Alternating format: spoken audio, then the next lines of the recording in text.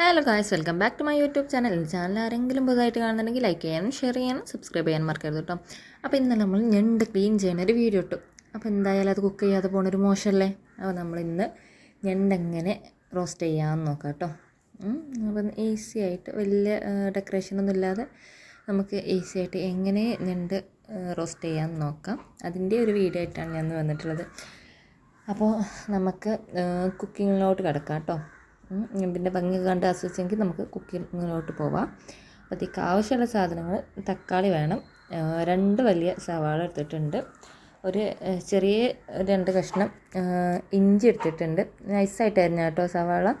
പിന്നെ 2 പച്ചമുളക് നടു കീറിക്കാണ്ട് ഇട്ടതാണ് കേട്ടോ. പിന്നെ കുറച്ച് വെളുത്തുള്ളിയാണ് കേട്ടോ നമ്മളിവിടെ എടുത്തിട്ടുള്ളത്. പിന്നെ ഇതിലേക്ക് 2 കരിവേപ്പ് വേണം, 2 കരിവേപ്പിൻ്റെ തണ്ട് വേണം. 2 അധികമോ ഇടാം, നിങ്ങളുടെ ഇഷ്ടത്തിന്. അത് ഞാൻ ഈ വീഡിയോയിൽ കാണിച്ചിട്ടില്ല, അപ്പോൾ ഞാനത് ഇപ്പം പറയാണ്, ജസ്റ്റ് കാണിക്കുന്നുണ്ട്. പക്ഷേ ഫസ്റ്റ് നമ്മൾ സാധനം റെഡിയാക്കുമ്പോൾ അതില്ലെങ്കിലോ എന്ന് വിചാരിച്ചിട്ടാണ് കേട്ടോ പറയണത്. അപ്പം 2 തണ്ട് കരിവേപ്പ് ഇടും കേട്ടോ, അതും കൂടി ഇതിലേക്ക് ആഡ് ചെയ്യണം. പിന്നെ നമ്മൾ നോർമലി ഇടുന്ന മുളക് പൊടി, മഞ്ഞൾപ്പൊടി, ഉപ്പ് അതൊക്കെ വേണം കേട്ടോ. അതൊന്നും ഇതിൽ കാണിച്ചിട്ടില്ല, നമ്മൾ ഇടുമ്പോഴേ കാണിക്കുന്നുള്ളൂ. അപ്പോൾ ഒരു ചട്ടി ചൂടാൻ വെച്ചിട്ട് അതിലേക്ക് ആവശ്യത്തിന് എണ്ണ ഒഴിക്കുക കേട്ടോ. നിങ്ങൾക്ക് എത്ര ആവശ്യം ഓയിൽ കൂടുതൽ യൂസ് ചെയ്യണവരാണെന്നുണ്ടെങ്കിൽ യൂസ് ചെയ്യുക. വെളിച്ചെണ്ണ യൂസ് ചെയ്യണം കേട്ടോ. നമ്മൾ ഓയിലും കാര്യങ്ങളൊന്നും യൂസ് ചെയ്യരുത്, വെളിച്ചെണ്ണയിൽ ഉണ്ടാക്കാൻ ശ്രമിക്കുക കേട്ടോ.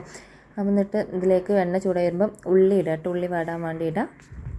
നമ്മൾ 2 വലിയ ഉള്ളിയാണ് കേട്ടോ നമ്മൾ എടുത്തിട്ടുള്ളത്, നൈസായിട്ട് അരിഞ്ഞുകൊണ്ടാണ് കേട്ടോ ഇട്ടിട്ടുള്ളത്. അപ്പം അതിട്ടാണ്ട് നന്നായിട്ട് ഇളക്കണം കേട്ടോ. എണ്ണ നന്നായിട്ട് ചൂടാകുമ്പോഴേ ഇത് ഇടാൻ പാടുള്ളൂ. എന്നിട്ട് നമ്മളത് വാടാനുള്ള കുറച്ച് ഉപ്പ് ഇടുക കേട്ടോ. അത് വാടാൻ പാകത്തിനായിട്ടുള്ള ഉപ്പിട്ടാൽ മതി. പിന്നീട് നമുക്ക് ഉപ്പ് ടേസ്റ്റിനനുസരിച്ച് ആഡ് ചെയ്യാം കേട്ടോ. ഇത് ജസ്റ്റ് ഉള്ളി വാടാനുള്ള ഉപ്പ് മാത്രമേ നമ്മൾ ആഡ് ചെയ്തിട്ടുള്ളൂ. എന്നിട്ട് ഇത് നന്നായിട്ട് മിക്സ് ചെയ്തിട്ട് ഉപ്പ് എല്ലാ ഭാഗത്തും എത്തുന്ന മാതിരി ആക്കിയിട്ട് ഒന്ന് മൂടി വെച്ചിട്ട് വേവിക്കണം കേട്ടോ. ഇതുപോലെ എല്ലാ ഭാഗത്തും എത്തുന്ന രീതിക്ക് ഇതാക്കണം, മിക്സ് ചെയ്യണം. എന്നിട്ട് വേണം കേട്ടോ മൂടി വെച്ചുകൊണ്ട് വേവിക്കാൻ.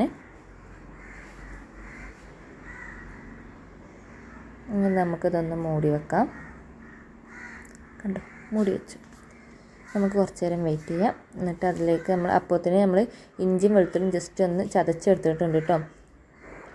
ആ ടൈം ആയപ്പോഴത്തേന് നമ്മളെ ഉള്ളി ഒന്ന് ജസ്റ്റ് വാടി വന്നിട്ടുണ്ട്.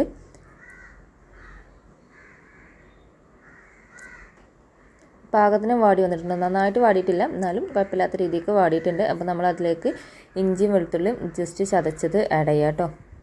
ചെറുതായിട്ടൊന്ന് ചതച്ചിട്ടുള്ളൂ, അത് ആഡ് ചെയ്യുക. പിന്നെ പച്ചമുളക് നമ്മൾ 1.5 പച്ചമുളക് നമ്മളിവിടെ ഇട്ടിട്ടുള്ളൂ കേട്ടോ.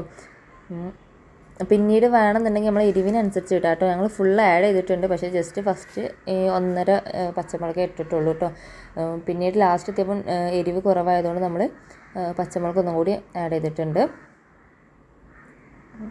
അപ്പം ഇതൊക്കെ നന്നായിട്ട് മിക്സ് ചെയ്തിട്ട് ഒന്നും കൂടി അടച്ച് വെച്ചുകൊണ്ട് വേവിക്കട്ടെ. ഇതിൻ്റെ പച്ചമണം മാറാൻ വേണ്ടിയിട്ട് ഒന്നും കൂടി അടച്ച് വെച്ചുകൊണ്ട് വേവിക്കാം. അപ്പോൾ നമ്മൾ ഉള്ളിയൊക്കെ നന്നായിട്ട് വെന്ത് വന്നിട്ടുണ്ട് കേട്ടോ. ഇതിലോട്ട് തക്കാളി ആഡ് ചെയ്യാം കേട്ടോ. നമ്മൾ ഒരു 2 ചെറിയ തക്കാളിയാണ് കേട്ടോ നമ്മൾ ഇട്ടിട്ടുള്ളത്. 2 ചെറിയ തക്കാളി മതി. അത് ഫുള്ള് ഇട്ടുകൊണ്ട് നന്നായിട്ട് മിക്സ് ചെയ്യുക കേട്ടോ. അതും വാടുന്ന വരെ വെയിറ്റ് ചെയ്യുക. അതിൽ നിന്ന് കുറച്ച് നമ്മൾ മാറ്റി വെച്ചിട്ടുണ്ട് കേട്ടോ. ഇത്ര നമ്മൾ മാറ്റി വെച്ചിട്ടുണ്ട്. ഇത് ആഡ് ചെയ്യണം എന്നുള്ളവർക്ക് ആഡ് ചെയ്യാം കേട്ടോ. നമ്മൾ ഇവിടെ തക്കാളിയുടെ ടേസ്റ്റ് അധികം പറ്റാത്ത ആൾക്കാരായതുകൊണ്ട് നമ്മളിങ്ങനെ കുറച്ച് ആഡ് ചെയ്തിട്ടുള്ളൂ. തക്കാളിൻ്റെ ടേസ്റ്റ് മുന്നിട്ട് നിൽക്കണ്ടെന്ന് കരുതിയിട്ടാണ് കേട്ടോ.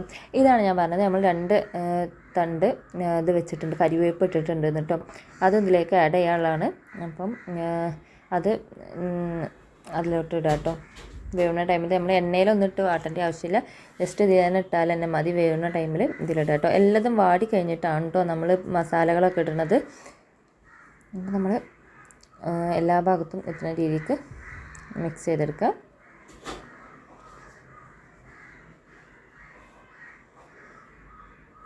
ഇനി നമുക്കിതിലോട്ട് മഞ്ഞൾപ്പൊടി, മുളക് പൊടിയൊക്കെ ഇടാം കേട്ടോ. ഒരു 1/2 ടീസ്പൂണാണ് കേട്ടോ മഞ്ഞൾപ്പൊടി ഇട്ടിട്ടുള്ളത്. 1/2 ടീസ്പൂണാണ് കേട്ടോ, ടേബിൾ സ്പൂണല്ല. എല്ലാവരും അങ്ങനത്തെ കാര്യമൊക്കെ ശ്രദ്ധിക്കുക കേട്ടോ. 1/2 ടീസ്പൂൺ ഇട്ടിട്ടുണ്ട്.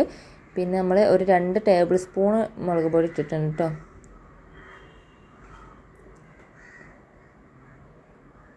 ഇതിൽ നമ്മൾ കുറച്ചേ ഇട്ടിട്ടുള്ളൂ. നമ്മൾ പിന്നീട് മുളക് പൊടി ഇട്ടിട്ടുണ്ട്. അത് വീഡിയോ എടുക്കാൻ വേണ്ടി മറന്നുപോയി, അതുകൊണ്ടാണ് കേട്ടോ.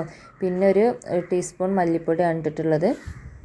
മല്ലിപ്പൊടി നിങ്ങൾക്ക് വേണമെന്നുണ്ടെങ്കിൽ ഇട്ടാൽ മതി കേട്ടോ. മീൻ കറി വെക്കുന്ന രീതിക്ക് ഉണ്ടാക്കുകയെന്നുണ്ടെങ്കിൽ അങ്ങനെയും ഉണ്ടാക്കാം. നമ്മൾ മല്ലിപ്പൊടി ആഡ് ചെയ്തിട്ടുണ്ട്. അത് നന്നായിട്ട് മിക്സ് ചെയ്തെടുക്കാം. എന്നിട്ട് നമ്മൾ കുറച്ച് ഗരം മസാല ആഡ് ചെയ്യുന്നുണ്ട് കേട്ടോ.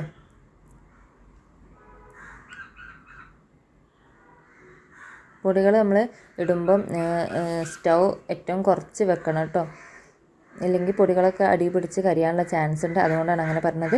നമുക്കിതിലേറ്റ് ഗരം മസാല ചേർക്കാം കേട്ടോ. ഒരു കുറച്ച് ഇട്ടിട്ടുള്ളൂ കേട്ടോ. 1/4 ടീസ്പൂണോ അത്രയൊക്കെ ഇട്ടിട്ടുള്ളൂ കേട്ടോ നമ്മൾ ഗരം മസാല. അതിട്ട് ടേസ്റ്റ് അനുസരിച്ച് ഇട്ടാം. ഗരം മസാലൻ്റെ ടേസ്റ്റ് കൂടുതൽ ഇഷ്ടമുള്ളവർക്ക് അങ്ങനെ ഇടാം, അല്ലാത്തവർക്ക് ഇടണം എന്നില്ല, സ്കിപ്പ് ചെയ്യാം കേട്ടോ. അതിട്ടുകൊണ്ട് നന്നായിട്ട് മിക്സ് ചെയ്യാം കേട്ടോ.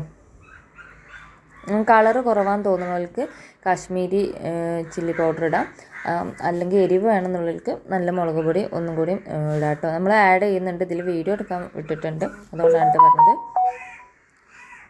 ഇനി നിങ്ങൾക്ക് ഉപ്പ് പാകത്തിന് നോക്കിയിട്ട് വേണം കേട്ടോ ഇടാൻ. നിങ്ങളുടെ ടേസ്റ്റിനനുസരിച്ച് ഇടുക. നമ്മൾ കുറച്ചും കൂടി ആഡ് ചെയ്തിട്ടുണ്ട്. നിങ്ങൾ വീഡിയോയിൽ ഞാൻ പറയുന്നത് മനസ്സിലായിട്ടില്ല എന്നുണ്ടെങ്കിൽ നമ്മൾ വീഡിയോയിൽ കാണുമ്പോൾ മനസ്സിലാവും. അതുകൊണ്ടാണ് കേട്ടോ ഞാനിങ്ങനെ പറയുന്നത് കേട്ടോ. നിങ്ങൾക്ക് വീഡിയോ കണ്ടാലും മനസ്സിലാവും എന്ന് തോന്നുന്നു. അപ്പോൾ നമ്മളെല്ലാ പൊടികളും ഇട്ടുകൊണ്ട് നല്ല രീതിക്ക് മിക്സ് ആയിട്ടുണ്ട് കേട്ടോ. അപ്പോൾ ഇതിലേക്ക് നമ്മൾ ഞണ്ട് ഇടാം കേട്ടോ. ഞണ്ട് കട്ട് ചെയ്ത് ക്ലീൻ ചെയ്ത് വെച്ചതില്ലേ, അതിലോട്ട് നമ്മൾ ഈ മസാലയിലോട്ട് നമ്മൾ ഞണ്ട് ഇടാം കേട്ടോ.